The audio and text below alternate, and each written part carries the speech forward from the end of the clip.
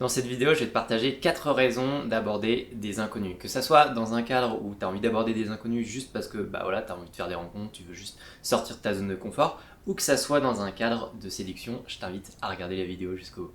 Alors le premier bénéfice que ça représente d'aller aborder des gens dans la rue et de sortir de sa zone de confort en le faisant de cette façon-là, ça va être de s'exposer au rejet.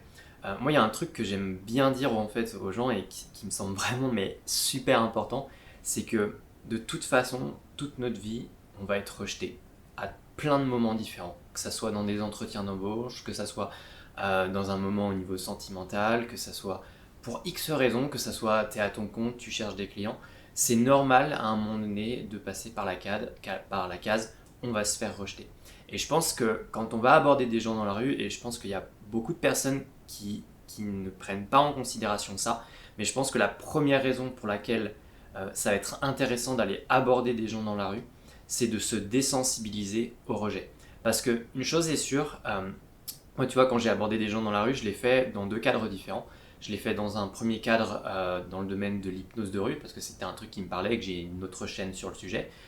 Et je l'ai fait dans un second cadre, un peu en mode séduction. Et en fait, le truc, c'est que, tu vois, je fais ça depuis 2015, et en vérité, quand tu es sur le terrain, tu te fais rejeter à peu près 2 fois sur 3, ce qui est énorme. Et on se fait énormément rejeter quand on va en ville et qu'on tente d'aborder des gens dans la rue. Et c'est normal parce que c'est un milieu qui est plutôt hostile pour les gens et les gens ils n'ont pas forcément envie, de se faire aborder et on peut le comprendre et c'est ok avec ça.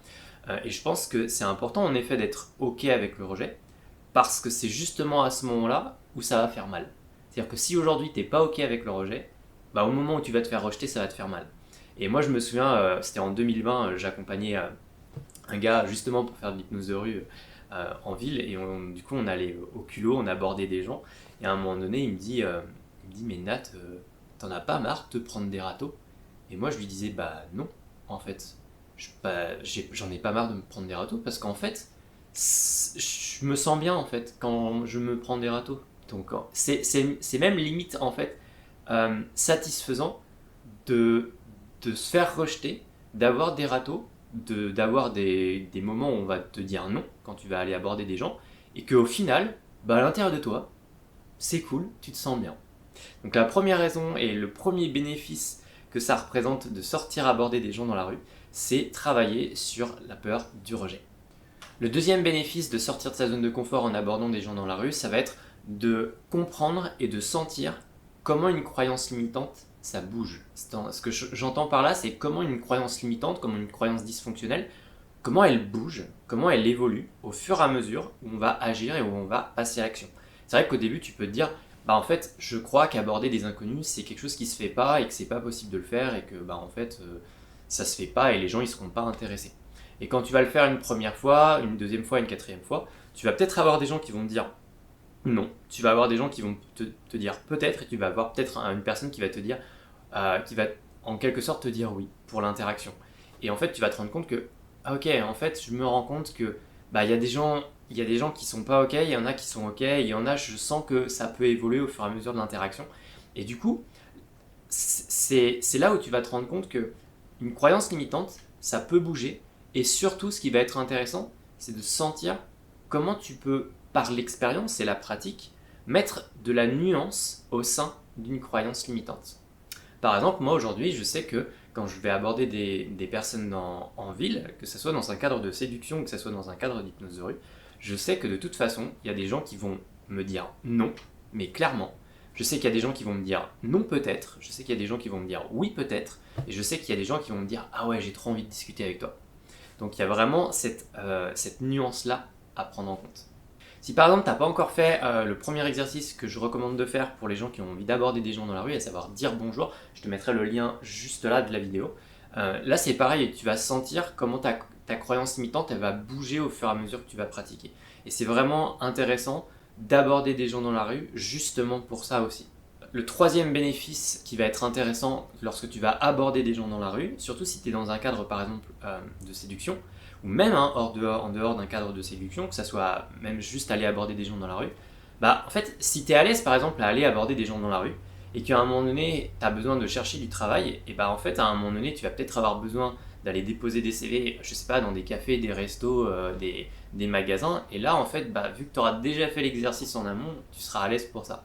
Donc là aussi, ça représente un sacré bénéfice. Le deuxième bénéfice par rapport à ça, c'est que si tu le fais dans une dimension de séduction et que tu vas aborder une personne qui te plaît bien et que tu as envie de faire connaissance avec la personne et que ça matche bien, il y a une bonne discussion, il y a une bonne conversation, la personne elle te passe son contact et que après il y a un échange par SMS et que tu l'as fait dans des conditions qui sont quand même assez extrêmes, c'est pas le milieu pour le faire, les gens ils sont pas forcément à l'aise pour ça dans la rue, t'es stressé aussi parce que sortir de sa zone de confort on n'est pas forcément à l'aise, mais si tu arrives à le faire dans ces conditions là, je te laisse imaginer comment ça va être confortable de le faire quand je sais pas, tu vas rencontrer une personne qui t'attire, tu as envie d'aller voir la personne, que ce soit dans un milieu de travail ou que ce soit aussi, je sais pas, dans une association sportive ou une activité, que ce soit du yoga, un groupe de lecture, que ce soit un truc de sport, ça va être beaucoup plus facile de le faire. Le quatrième bénéfice qui va être intéressant avec le fait d'aborder des gens dans la rue, ça va être que, comme je l'ai dit, vu que c'est pas un milieu qui est très safe pour la plupart des gens, c'est un endroit où tu vas avoir besoin de créer rapidement du lien avec la personne qui est en face de toi. Ça veut dire quoi? Ça veut dire que tu vas avoir besoin de savoir instaurer un lien de confiance en quelques secondes. Et ça, c'est quelque chose qui s'apprend. Et si tu sais le faire à cet endroit-là, dans des conditions qui sont quand même assez, pareil, un peu extrêmes, où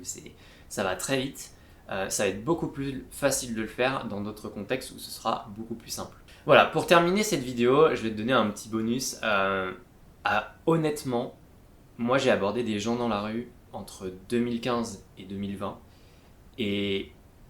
c'était très stressant au début, ça faisait peur et en même temps, avec le recul, je me dis franchement, la personne que je suis aujourd'hui, je suis bien content de l'avoir fait à un moment donné parce que ça m'a permis de travailler sur des choses où honnêtement aujourd'hui je m'en sens bien libéré. Et ça c'est un truc qui est super important. C'est pas de voir juste sur le fait de on va aborder des gens dans la rue dans les 2-3 prochains jours. C'est penser à qu'est-ce que ça va t'apporter dans les semaines après, dans les mois après, dans les années après, voire même sur la dizaine d'années. C'est vraiment voir loin en fait. Et là tu vas te dire ok en fait ça va me permettre de faire tout ça. Voilà, sur ce, j'espère que la vidéo t'a plu, j'espère que ça t'a donné envie d'y aller, même si c'est pas forcément évident de le faire. Moi, je t'encourage fortement à le faire. En attendant, j'espère que ça t'a parlé, je t'invite à mettre un commentaire si c'est le cas, à t'abonner à la chaîne si c'est pas déjà fait, et je te souhaite une agréable journée.